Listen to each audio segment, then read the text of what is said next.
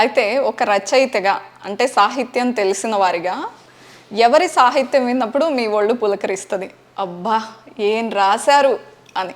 గోరేటి వెంకన్న గారు, అందశ్రీ గారు.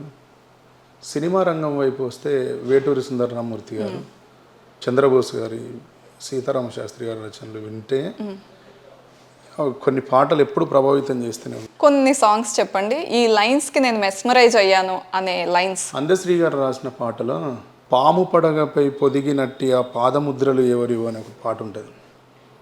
ఆ పాట రోజులో మ్యాక్సిమం ఒక 5 to 10 times వింటాం మేడం నేను. ఓహో. ఆ రచన చేయడం చాలా కష్టం, చేయలేం. ఉమ్మ నీరులో ఊరే శిశువుకు ఊపిరిలు ఇదేదెవ్వరు అని అడుగుతాడు. గంట లోపల చిక్కుకున్న ఆ కంఠనాదములు ఎవరు అంటాడు. నింగికి నేలకు నిచ్చెన లేసే నీటి దారలు ఎవరు అని. ఇప్పుడు కూడా ఇట్లా రోమాంచితం అయింది నాకు. అది ఎక్స్ట్రీమ్ పోయాం, ఇట్లా అయిపోద్ది. అవి రాయలేం. అట్లా చాలాసార్లు. అంటే మీరు ఎక్కువగా సెంటిమెంటల్గా ఉన్న లైన్స్కి వాటికి ఎక్కువ కనెక్ట్ అవుతారా? జనరల్గా తెలంగాణలో ఫోక్ సింగర్స్ అనగానే. ఎందుకంటే మీరు ఇదంతా నేను చేసుకుంటూ వచ్చిన పనిని చూసి మీరు ఎట్లా అనుకుంటున్నారు. యాక్చువల్లీ అది రాంగ్. అన్నింటికి కనెక్ట్ అవుతాం, అన్నీ వింటాం. నాకు మన చంద్రబోస్ గారు ఉన్నారు కదా, ఆయన కలిస్తే ఎప్పటికీ అడగాలని ఉంటుంది, ఎట్లా రాసిండన్న ఆయన. కానీ కలిసే అవకాశం రాదు. చాలా అన్ని రకాల సాహిత్యం వింటాను, ప్రతి పాటని వింటాను. నాకు అర్థమైనంత దాన్ని అర్థం చేసుకుంటాను. నాకు అర్థం అవ్వకపోతే ఇంకెవరి నుంచి అయినా హెల్ప్ తీసుకుంటాను. ప్రతి పాట వింటాను, ఏదైనా రాయగలం. మీరు చూసింది ఏంటి అంటే సొసైటీలో నాకు ఒక ముద్ర ఉంది, దాన్ని దాటొద్దు అని రాయలేదు. కానీ ఇప్పుడు బ్రేక్ ద రూల్స్. మీకు నెక్స్ట్ మిట్టపల్లి స్టూడియోలో రాబోయే పాటలు మీరు ఎక్స్పెక్ట్ చేయని సాహిత్యమే వస్తుంది. మీరు ఏ యాంగిల్స్ అయితే నా లోపల లేవు, ఈయన ఎప్పుడు ఎస్టాబ్లిష్ చేసుకోలేదు దీని నుంచి అనుకున్నారో అవన్నీ వస్తాయి ఇప్పుడు. అయితే చంద్రబోస్ గారిని కనిపిస్తే అడగాలని ఉందన్నారు, ఏమని అడగాలని ఉంది? ఆయన కాలం కలిసి వస్తే దేవుడు దిగి వస్తే మడత పడని ఒక బెడ్షీట్ అడగాలి అని అంటాడు. అట్లా ఎందుకు అనాల్సి వచ్చింది అడగాలనుకున్నా. అయితే జనరల్గా తెలంగాణ ఫామ్ అయ్యాక గవర్నమెంట్ కళాకారులకు పెద్దపీట వేసింది. కళాకారుల కోసం, వాళ్ళ శ్రేయస్సు కోసం వాళ్ళు ఏం చేయాలో అంతవరకు చేశారు. అయితే ఇంకా ఏం జరగాలి కళాకారుల సమాజానికి, సాంగ్స్ మీలాగా ఫోక్ సాంగ్స్తో ముందుకు వచ్చే వాళ్ళకి అంటే ఏం చెప్తారు? కళాకారులకి చాలా చేయాలి మేడం. టీఆర్ఎస్ ప్రభుత్వం కొంత చేసింది. ఏం చేసింది అంటే దాన్ని పర్మనెంట్ చేయాలి. ఇచ్చిన ఉద్యోగాలని పర్మనెంట్ చేయాలి. వాళ్ళ స్కేలు 50,000 నుంచి 80,000కి ఎట్లా లిఫ్ట్ చేయాలి. వాళ్ళ స్కేల్ని కూడా పెంచాలి దాన్ని. తర్వాత వాళ్ళకు ఇళ్ల స్థలాలు కూడా ఇవ్వాలి మేడం.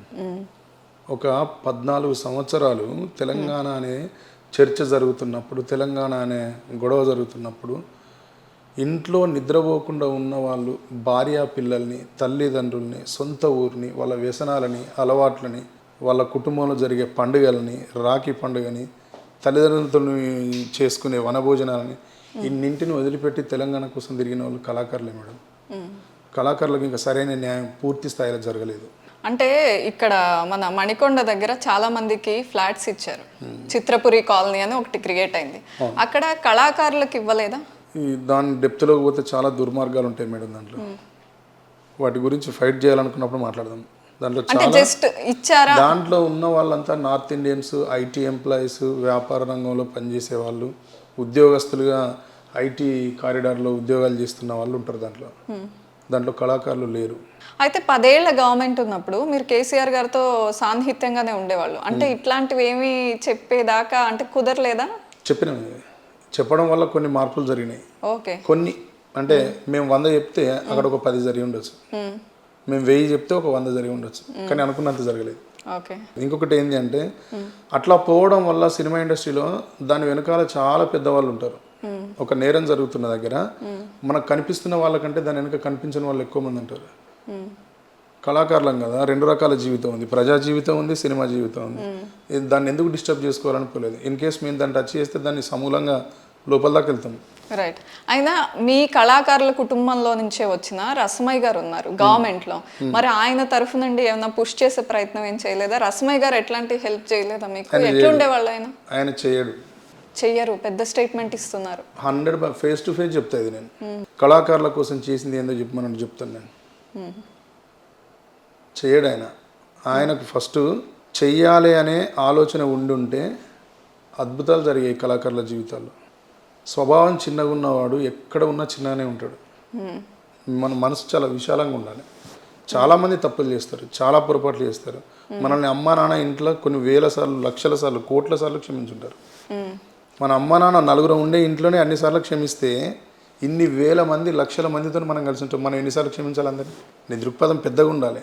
నువ్వు నాయకునిగా ఎదిగినప్పుడు, నాయకునిగా నీకు ఒక స్థానం దక్కింది అంటే దాని అర్థం నువ్వు నీ అహాన్ని, నీకున్న ఈర్ష్యని, నీకున్న చెడు స్వభావాన్ని, నీ లోపల ఉన్నటువంటి రెండో మనిషిని వదిలేసి నడవడం అనేది కాన్సెప్ట్.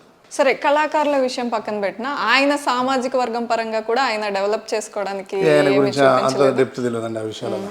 అయితే మీకు పాటల విషయంలో బాగా ఇన్స్పైర్ చేసిన రచయిత కానీ సింగర్ కానీ ఎవరు? నాకు రెండు రంగాలు, మీరు ఏది అడిగిన ప్రశ్న రెండు రకాలుగా అడగాలి. ఓకే, ఒకటి సినిమా రంగం, కళారంగం. రెండు అంతా కళారంగమే. ఒకటి సినిమా రంగం ఉంది, ఇంకొకటి ప్రజారంగం ఉంది. ఓహో, ఓకే, రెండు ఉన్నాయి. ఓకే, ప్రజా గాయకుల విషయంలో ప్రజా గాయకులలో గద్దరన్న, గోరెటి వెంకన్న, అందశ్రీ గారు. ఓకే, వీళ్ళకి అడ్మైరర్ అంతే. గద్దర్ గారి పాటల్లో ఏదైనా ఒక్క పాట పాడతారా? అమ్మా తెలంగాణమా కలికే కలగానమా, ఈ పాట బాగా ఇష్టం. ఇంకొకటి అన్న వాళ్ళ అమ్మ గురించి రాసిండు, సిరిమల్లె చెట్టు కింద లచ్చుమమ్మో లచ్చుమమ్మ, నువ్వు చినబోయి కూసున్నవెందుకమ్మో ఎందుకమ్మా. ఈ పాటలో గద్దరన్న వాళ్ళ అమ్మ గురించి రాసిన, ఆయన వాళ్ళ అమ్మను చూసిన జీవితం, ఆయన రాసిన సాహిత్యం జన్మలెత్తిన రాయలేం మేడం.